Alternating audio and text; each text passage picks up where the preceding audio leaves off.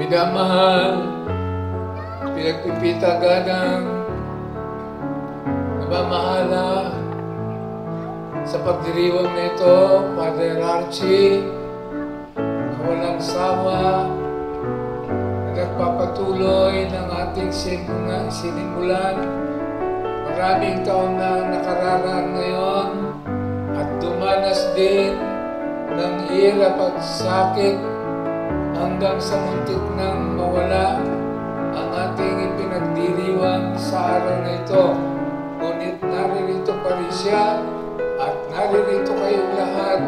Ako po ay nagpapasalamat sa inyong lahat. Ako po ang obispo noong itatag natin ito. Kasama natin ang marami sa inyo na tumulong. Ngayon po, retired na ako ng kulang-kulang na 10 taon. Sapagkat ang obispo ay hanggang 75 lamang. Tapos magre-retire na siya. Inabot ako ng 78, narito pa rin ako. Pero napakaraming problema ng mga nakaraang panahon yon.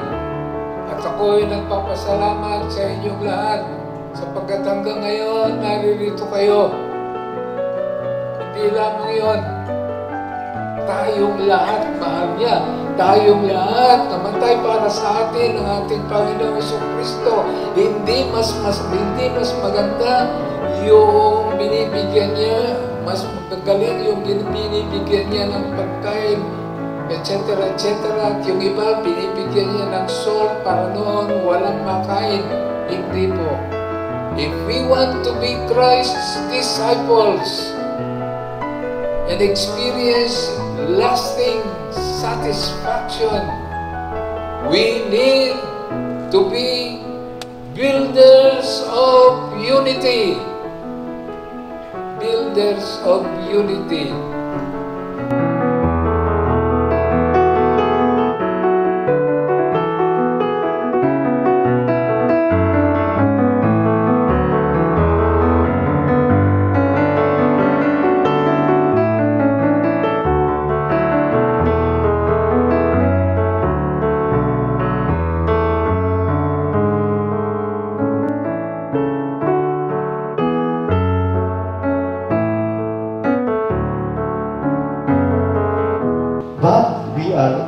Also invited to live out the hope that Christ offers to the hopeless.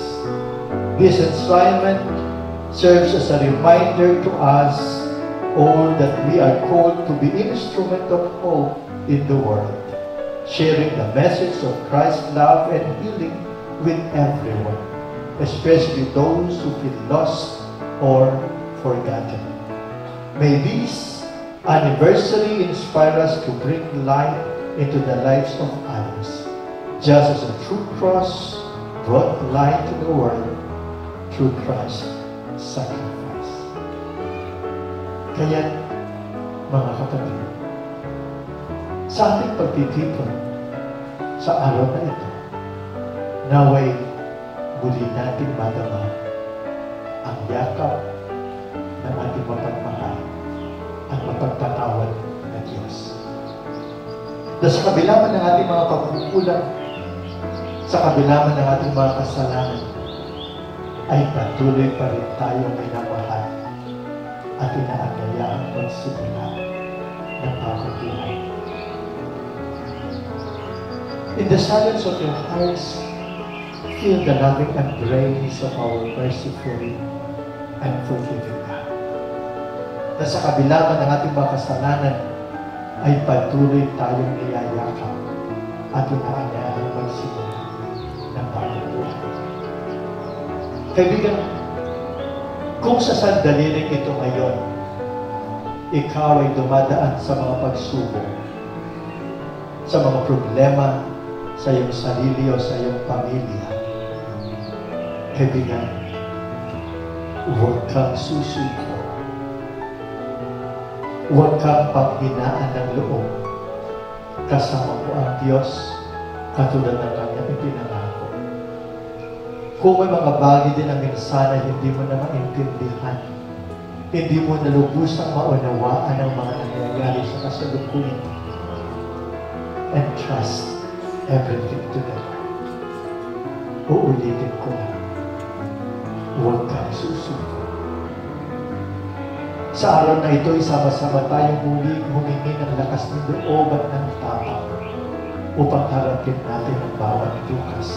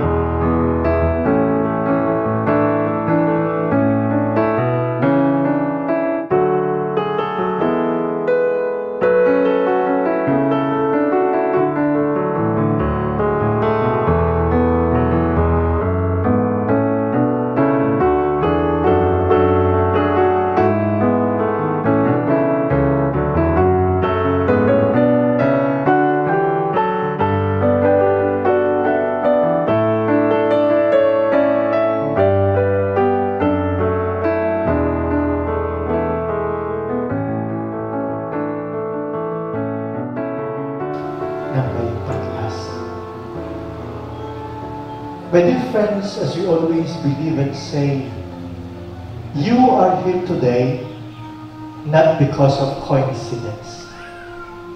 You are here today because God called you for a reason. Narito ka ngayon hindi dahil nagkataon lang. Narito ka ngayon dahil tinawag ka ng Diyos at may dahilan. Maybe you are here today because God simply would like to assure you na anumang pinagdadaanan mo mga pagsubok ngayon, anumang problemang dinadala mo ng pamilya mo, God is telling you today, do not be afraid.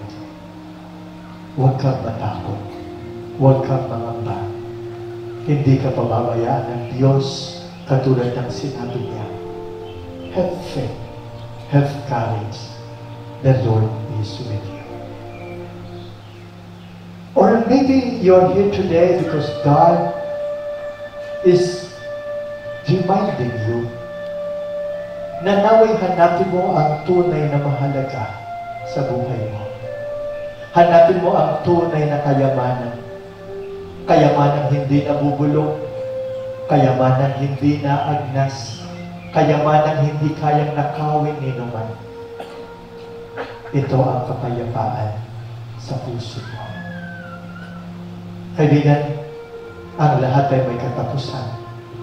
Ang lahat ay may hangganan. Ang lahat ay iiwanan din natin pagdating ng takdang araw. Kayamanang material, karangalan man o katagnagan. Ang lahat ng yan ay mawawala din at iiwanan natin. Sana'y hanapin mong higit na mas mahalaga ang kapayapaan sa puso mo. Or maybe you're here today because once again, the Lord is inviting you to forgive as He has forgiven you. Magpatawad ka kung paano pinatatawad ka niya. Sa puso mo'y huwag mong pabayaang manatili ang galit, hinanak ito sa manang loob. Lalo't higit sa inyong mag-anak, sa inyong pamilya, kayong magkakapatid, magulang o anak. Hindi mo sa Panginoon na naway ayusin niya muli ang inyong tahanan. Alisin ang hidwaan na namamagitan at turuan kayong muling magkaisa. Turuan kayong muling magmahalan at turuan kayong muling magpatawaran.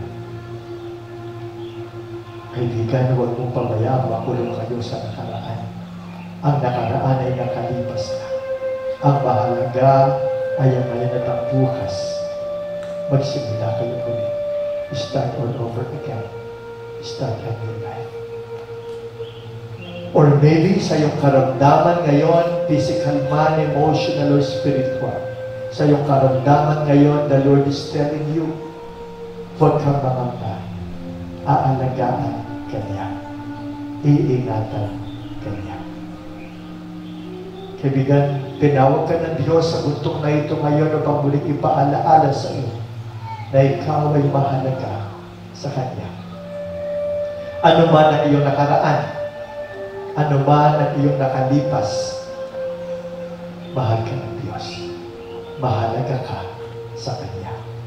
Hindi ka hinusgahan ng Diyos at ng simbahan kung hindi magkus muli ikaw ngayon ay inaanyayaan na muling magsimula ng bagong buhay. And finally, as you go down from this mountain, may you bring with you the peace of Christ. Pagbaba mo mula sa bundok na ito, naway dalhin mo sa puso ang kapayapaan ni Kristo.